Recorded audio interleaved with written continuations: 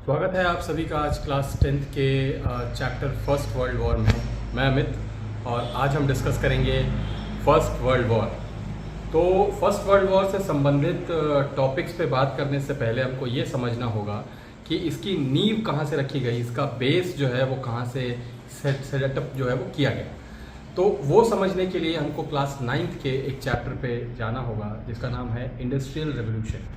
Industrial revolution देखने में तो या पढ़ने में तो ये लगता है कि यूरोप में उन्नति हो रही थी, उसी को समझाने के लिए इंडस्ट्रियल रेवोल्यूशन है कि किस प्रकार से इंडस्ट्रीज़ वहाँ पे सेट हुई, लगाई गई, इंडस्ट्रीज़ कैसे वहाँ पे काम करना शुरू करी और कैसे इंडस्ट्रीज़ के लिए यूरोप के सारे देश दुनिया भर में घूम के अपनी कॉलोनीज़ बनाना स्टार्ट किए। लेकिन इसी में एक चीज़ ये भी छुपी है जो बताती है कि वहीं से फर्स्ट वर्ल्ड वॉर की नींव जो है वो रखी गई। तो आइए जानते हैं कि इंडस्ट्रियल रेवोल्यूशन जो है उसके शुरू होने से किस देश पे क्या प्रभाव पड़ा। 16th सेंचुरी के एंड तक यूरोप में मॉडर्नाइजेशन ने अपने पैर जमा लिए थे।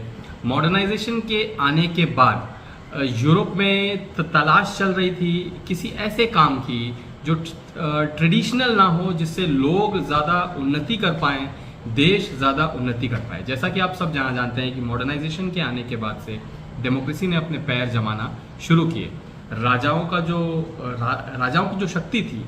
की जो शक्ति थी वो कम होना प्रारंभ हो गई थी और उसी के बाद से नए थॉट्स ने जो है वो टेक ओवर किया पुराने पारंपरिक थॉट्स को। जहाँ पे चर्च का बोलबाला था, वहाँ पे वैज्ञानिक जो थे उनकी संख्या ज़्यादा हुई, एक्सप्लोरर्स की संख्या ज़्यादा हुई।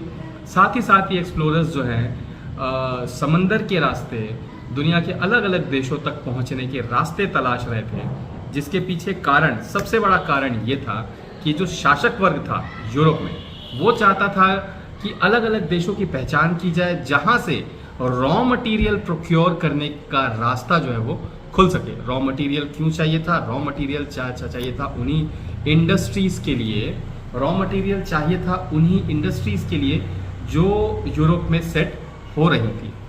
अगर बात की जाए कि कौन कौन से देश इसमें शामिल थे, तो इंग्लैंड से लेके जर्मनी, स्पेन से लेके फ्रांस और इटली से लेके जर्मनी तक इस रेस में शामिल थे। हालांकि जर्मन्स को यहाँ पे अपना हिस्सा लेने के लिए थोड़ा सा इंतज़ार करना पड़ा। मॉडर्नाइजेशन जर्मनी में थोड़ा सा लेट से आया, थोड़ा सा देर से आया। वहाँ पे जो शासक वर्ग था उसने डेमोक्रेसी को बहुत जल्दी जगह नहीं दी। रूस में भी यही था। ज़ार्स की पकड़ इतनी ज़बरदस्त थी कि मॉडर्नाइजेशन को उन्होंने बहुत जल्दी अपने देश में जगह नहीं दी, जिस कारण से आप देखेंगे कि रूस और जर्मनी की जो कॉलोनी कंट्रीज़ हैं बहुत कम थी। और इसके कारण ये हुआ कि जो दूसरे देश थे जैसे कि इंग्लैंड, फ्रांस, पुर्तगाल, इनको कॉलोनीज़ बनाने का मौका ज़्यादा मिला और इन्होंने अपनी कॉलोनीज़ ज़्यादा सेटअप करी। सबसे पहले मैं नाम लेना चाहूँगा पुर्तगाल का। पुर्तगाली एक्सप्लोरर्स जो थे वो दुनिया में सबसे ज़्यादा फैले। स्पेनिश एक्सप्लोरर्स जो थे वो वर्ल्ड में सबसे ज़्यादा फैले। उन्होंने कई सारे देशों में अपने कदम जमाए, वहाँ से रॉ मटेरियल प्रोक्योर करना शुरू किया और इसी रॉ मटेरियल के बेस पे यूरोप में इंडस्ट्री सरवाइव कर रही थी।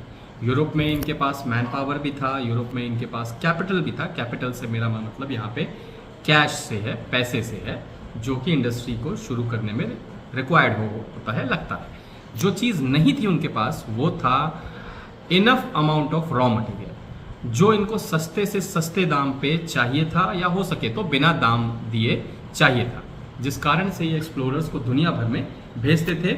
और ऐसा ही एक वाकया जो है भारत के साथ भी हुआ। वास्को ड गामा जो है वो रास्ता ढूंढते ढूंढते भारत पहुंच गए।